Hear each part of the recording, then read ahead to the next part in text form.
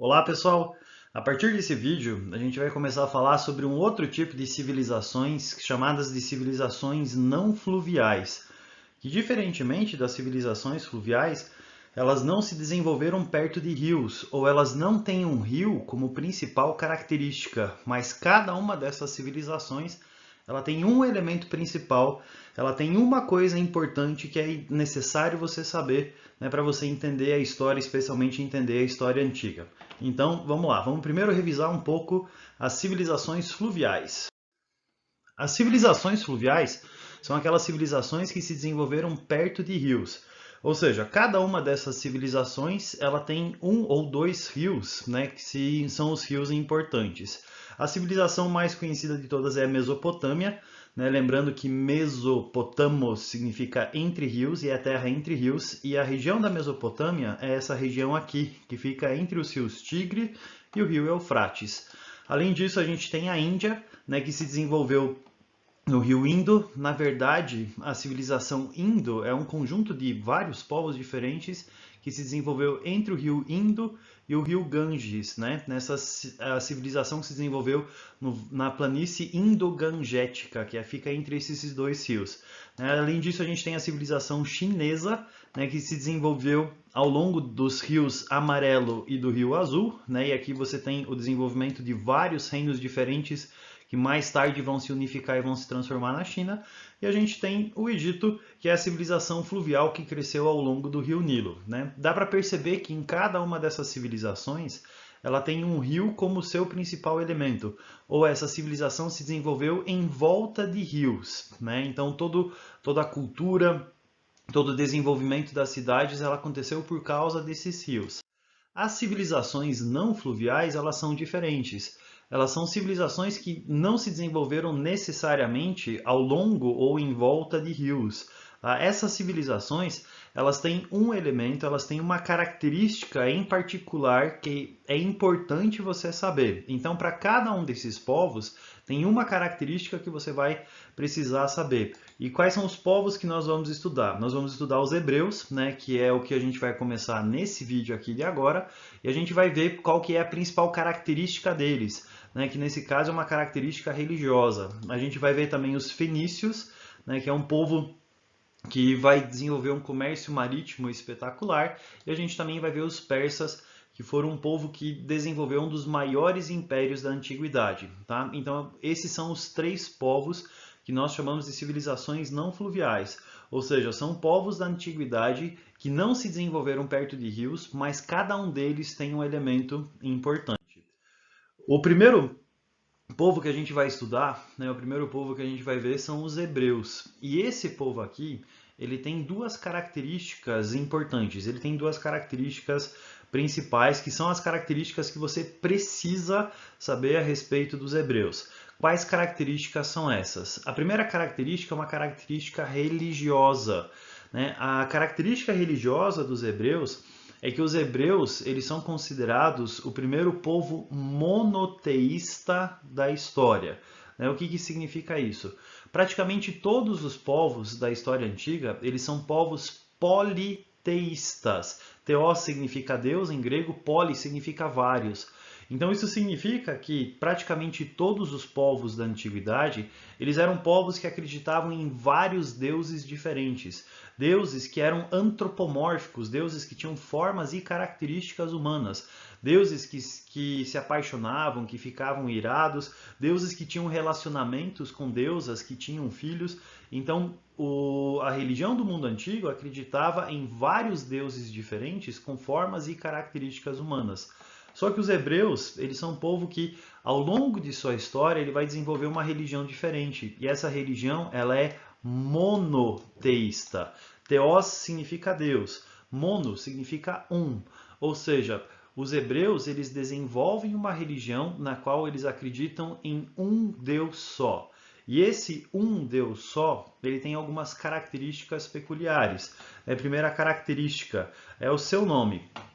né? A gente chama Deus de Deus, né? Porque como a nossa cultura ela é judaico-cristã, ou seja, a religião que existe no Brasil hoje, ela é descendente dessa religião dos hebreus, né? O que se acredita hoje é uma herança do que esses hebreus desenvolveram. E nós chamamos Deus de Deus.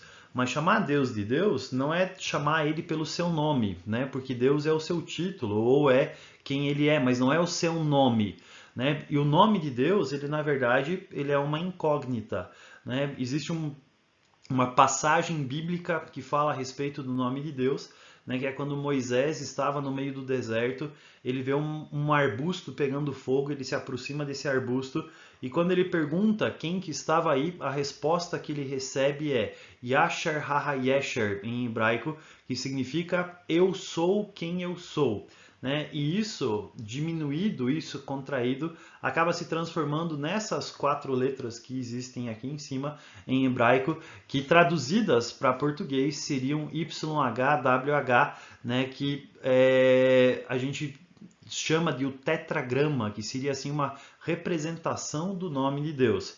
Né? Só que a escrita hebraica era uma escrita que só escrevia as consoantes, eles não escreviam as vogais. Né? As vogais elas eram pronunciadas, mas elas não eram escritas.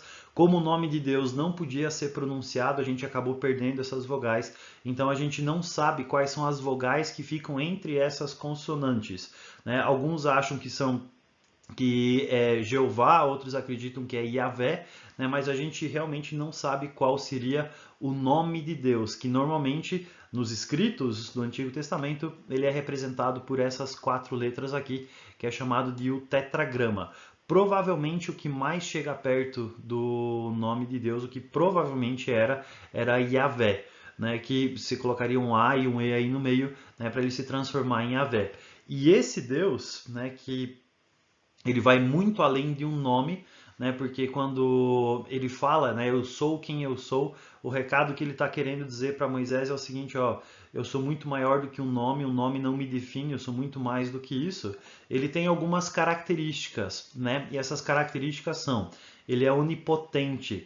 Diferentemente dos outros deuses que existiam no mundo antigo, onde é que cada deus era especializado em uma coisa, né? Você tinha o deus da fertilidade, o deus da guerra, você tinha o deus da metalurgia, você tinha o deus disso, o deus daquilo, o deus da chuva, o deus da terra, né?